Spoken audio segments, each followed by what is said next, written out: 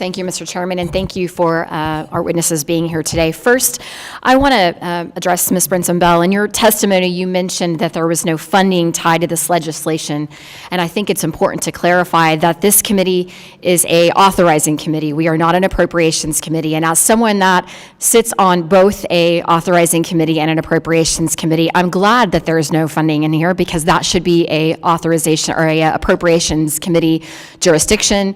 As someone who sits on that committee, I am committed to finding ways to help continue to provide funding, and I have legislation I'm currently working on to do that very thing. We've heard my Democrat colleagues talk about that Republicans want to federalize elections.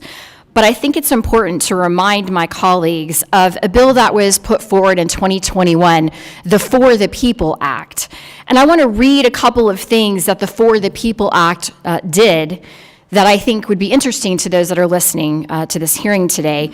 Automatic voter registration, same-day registration, a ban on voter purges in rolls.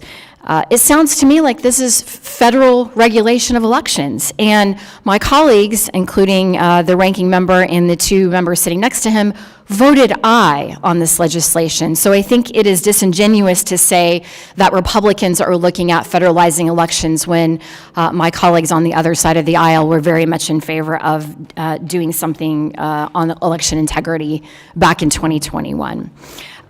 Ms. Boland, I want to start with you. The Department of Justice asked for Michigan to turn over portions of their centralized voter list in order to verify whether or not Michigan was compliant with voter list maintenance rules. In response, Secretary Jocelyn Benson, who has testified in front of this committee, wrote, "The law does not support this assertion. The collection, use, and dissemination of private information should be for necessary and lawful purposes." Ms. Boland, is protecting the integrity of voter rolls a necessary and lawful purpose? Protecting the voter rolls, I think protecting the voters is. And so protecting the voter rolls under the definition by Benson is absolutely not protecting it at all. It should be turned over. In a recent video, Secretary Benson says, states can and must hold the line in defiance of the DOJ's attempt to enforce federal election law. Do you believe Michigan should defy the department's efforts to instill integrity in Michigan's voter laws? Absolutely not. Mr. Noble, I'd like to throw this over to you. Can you talk a little bit about what's happening in Michigan and why you think it's so important for us to make sure that these voter integrity laws are held?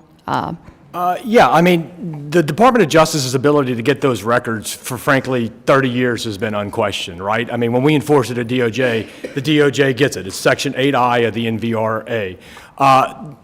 Michigan has, inaccurate voter registration lists. There are certain quirks about it, Michigan, that makes it difficult to enforce it there that I can't go through here.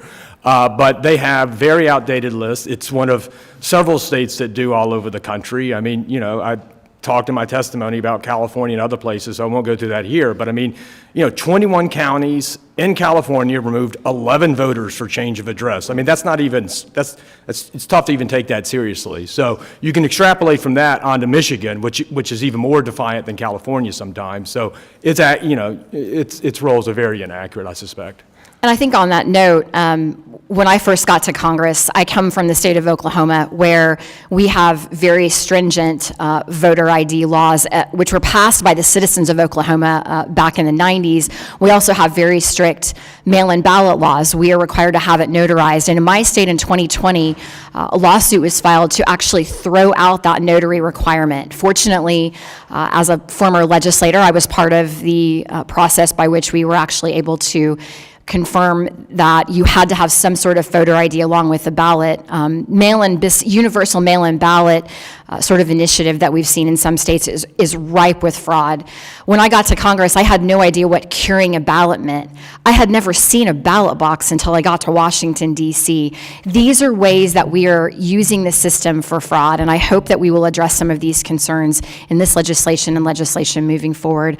And with that, Mr. Chair, I yield the balance of my time.